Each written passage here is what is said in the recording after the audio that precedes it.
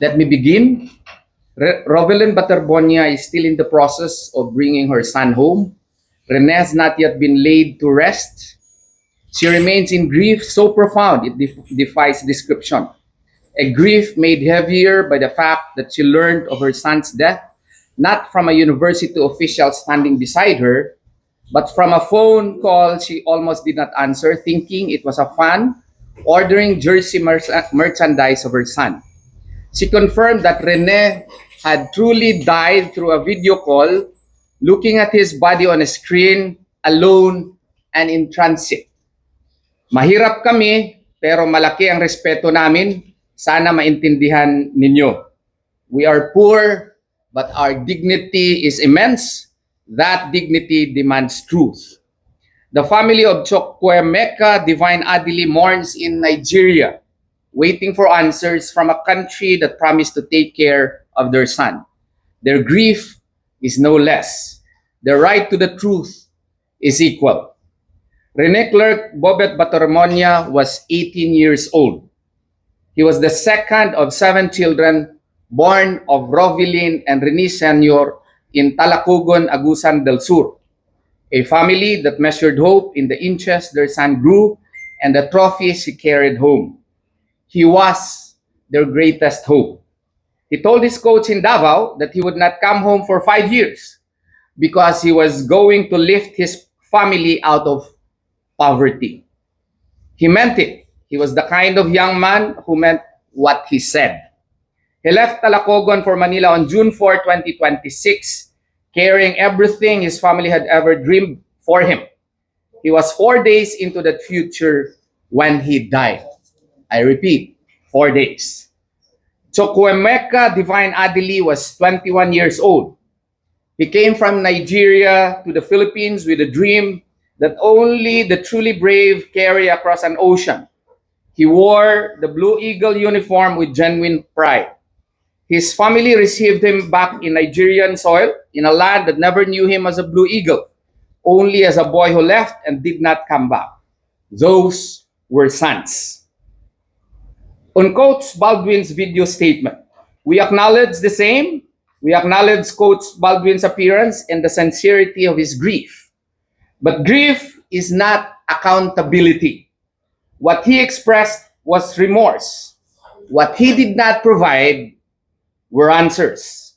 He did not explain who decided to conduct the activity in the location where it was conducted. He did not explain what safety precautions were taken or not taken. He did not explain the sequence of events from 2:30 in the afternoon to the moment emergency services were called. He did not account for why the team was positioned away from the resort's lifeguard protected area, why resort management's warnings were disregarded, or why no water safety personnel were deployed. According to him, we did everything we could, he said. With respect, that is not what the facts show. And an apology offered to a camera without a full account of what happened is institutional crisis management in human language. The families need more than sorrow. They need the truth. For days after the deaths of Rene and Divine, Ateneo communicated through statements that its own faculty and educators publicly described as, and I quote, nameless, faceless, and sterile. The institution's silence was a choice. And when the primary source of information goes quiet, speculation fills the void. And it did. From social media to press conferences of third parties to accounts of former players describing years of Aurora training they called deadly. The truth about June 8, 2026 lies within Ateneo's walls. It lives in the accounts of the coaches and players who were there. It lives in the resort logs, the phone records, the institutional documents. Ateneo has always been the most important source of information in this case. It remains so. No government investigation, however thorough, can substitute for what only Ateneo and its people can tell us. What the families are asking for, and we will tell you this afternoon. Number one, a human face, not a press release. A designated named person whose sole responsibility is to communicate with both families, to answer their questions, keep them informed, and ensure that they are never again left in the dark about proceedings concerning their sons. Second, let the players and coaches speak.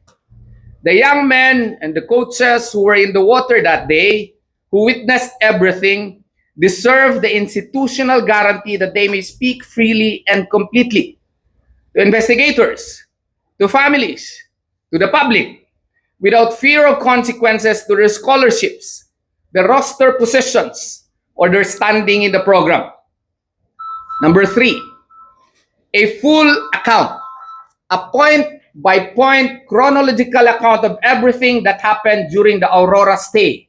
Every activity, every instruction, every warning received, every precaution taken or not taken from the coaches and players who lived it. Number four, formal acknowledgement of institutional responsibility.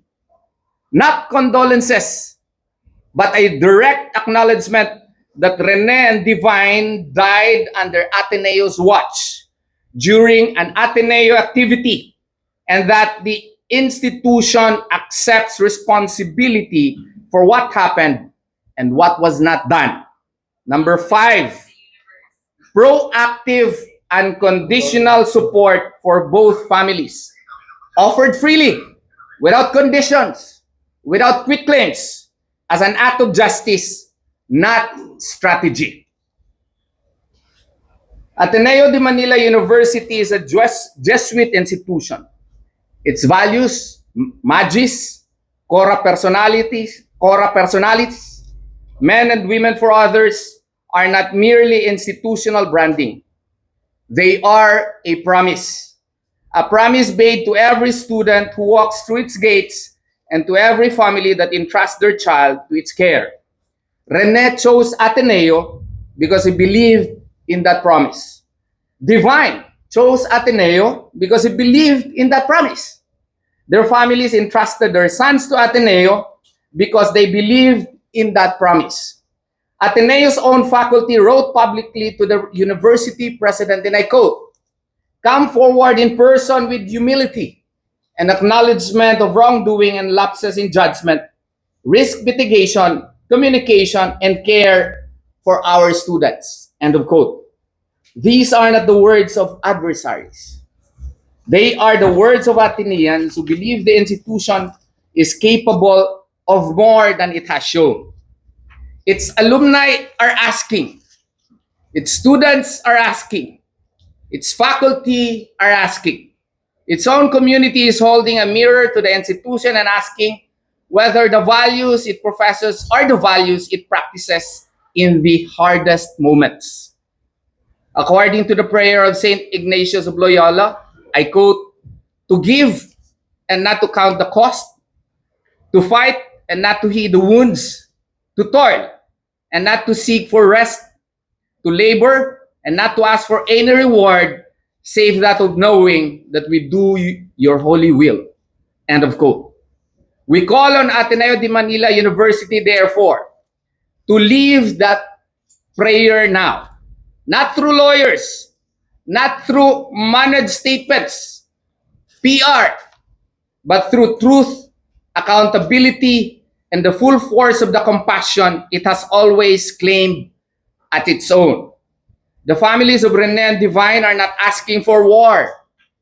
They are not asking for spectacle. They are asking Ateneo to be what it has always said it is. There does not have to be years of litigation. Again, there does not have to be years of litigation. There only has to be what Ateneo has taught for a century: the examined conscience, the honest admission, the genuine reckoning, and the commitment to make things right. Discernment, the practice of sitting with the truth, however uncomfortable, and choosing freely and deliberately the right thing over the easy thing. The right thing is not silence. The right thing is what Ateneo has always asked of every student who passed through its gates. And that is the courage to do what is right because it is right. Only the truth, honestly told and genuinely owned, can begin to bring peace to the souls of Rene and Divine. Not a verdict, not a damages award, not a press release. Peace for two young men who deserve so much more than 4 days, who carried their families' dreams across provinces and oceans, who trusted an institution with their lives. Rene wanted 5 years, he had 4 days.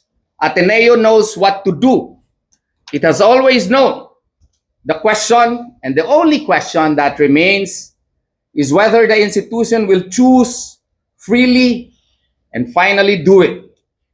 For Rene, for Divine, for every Blue Eagle yet to come. And I end this with a most heartfelt statement. Ateneo de Manila, practice what you preach. Thank you.